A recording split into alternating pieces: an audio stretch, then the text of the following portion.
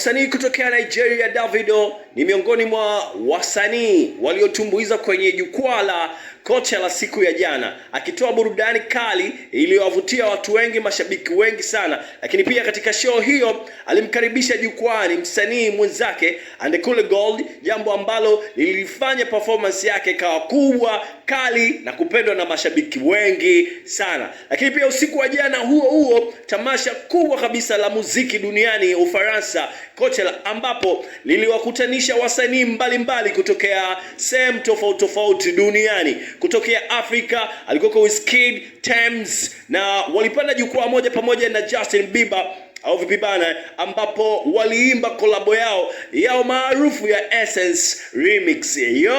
Imekuwa ni nzuri na imekuwa kubwa kwa sababu Wizkid, Tems pamoja na Justin Bieber, huku kimzungumzia Adekunle Gold pamoja na Davido kutokea Nigeria. Imekuwa ni watu wengi sana wamependa performance ya kwake Davido pamoja na Adekunle Gold, lakini pia wamependa ile remix ya Essence ya kwake Wizkid, Tems pamoja na Justin Bieber.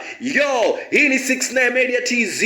Washikaji zetu, tumepata update kutokea hapa na imekuwa tamu kinoma noma. Endelea kudondosha comment yako na inakuwa fresh kinoma noma. Kama bado hujasubscribe kupitia 69 Media TZ, basi nafasi ni yako.